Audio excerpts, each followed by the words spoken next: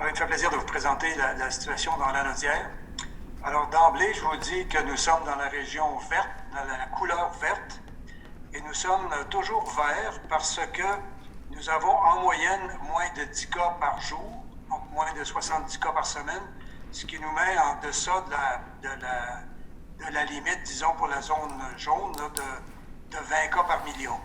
Alors, on a eu des augmentations importantes dimanche et lundi dans le nombre de cas, mais ça s'est rétabli à 6 par jour lundi et mardi, de telle sorte qu'au total, la situation va relativement bien dans notre région, présentement en tout cas. Alors, il n'y avait pas de quoi, au moment où on se parle, passer à la zone jaune, parce qu'il n'y a pas encore d'augmentation significative. Les cas que nous avons proviennent présentement de parties privées où les gens se sentent à l'aise et c'est permis là, de faire des rencontres de 10 personnes et moins de 3 familles différentes, mais je pense que ce que les personnes oublient quand elles sont à 10, ce sont les mesures de distanciation sociale, le port du masque et le lavage des mains. C'est pas parce qu'on est 10 et que c'est permis d'être 10 qu'il faut oublier les autres mesures. Et ça fait une différence très importante dans la transmission du virus. C'est ce qu'on a vu du moins au cours des dernières semaines. On n'a pas présentement de grosses éclosions. Ce que nous avons, ce sont des petites éclosions, en particulier en milieu de travail, et on arrive assez rapidement à retracer les personnes et leur demander de s'isoler. Le milieu scolaire, comme vous le savez, c'est reparti, l'école est recommencée, et les nouvelles sont plutôt bonnes de ce côté-là aussi. Dans l'ensemble de la Lanaudière, on n'a qu'une vingtaine de cas d'élèves dans différentes écoles. Il n'y a que dans 2 écoles où il y a ce qu'on appelle une éclosion. Et une éclosion, pour nous, là, c'est 2 cas, mais qui ont été attrapés à l'école.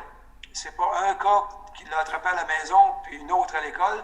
Donc, on déclare une éclosion dans une école quand la source de l'infection est dans l'école. Et présentement, on n'a que 2 situations là, par rapport où il y a éclosion, et c'est stable depuis quelques jours.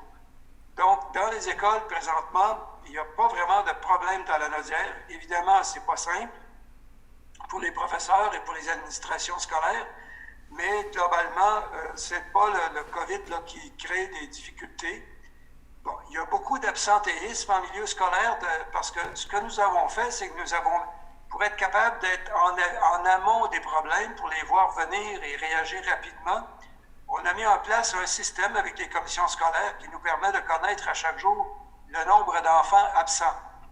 Et à partir du nombre d'enfants absents, et compte tenu également de l'information que nous avons d'autre part, à savoir s'il y a un cas infecté dans l'école, bien, on fait des démarches supplémentaires auprès de l'école et des parents pour bien comprendre la situation et intervenir rapidement. Mais présentement, comme je vous le disais, ce sont des cas isolés dans différentes écoles et nous n'avons pas eu à intervenir de façon plus importante.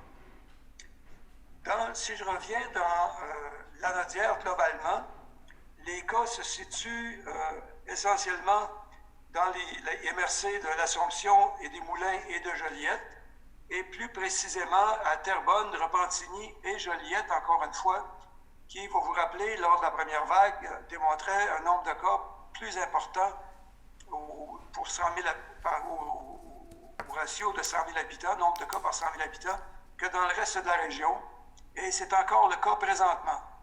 Alors, il va falloir, on essaie de voir présentement également quelles sont les causes. On s'est aperçu que c'était principalement des parties privées, comme je l'ai mentionné, et nous allons intervenir probablement par les médias au cours des prochains jours pour rappeler, en plus de ce que le gouvernement fait, les mesures de distanciation sociale, en particulier dans la ville de Joliette et aux alentours, où on retrouve présentement un nombre de cas qui est supérieur à la moyenne régionale, disons. Alors voilà, je pense que ça fait le tour de ce que je voulais vous présenter.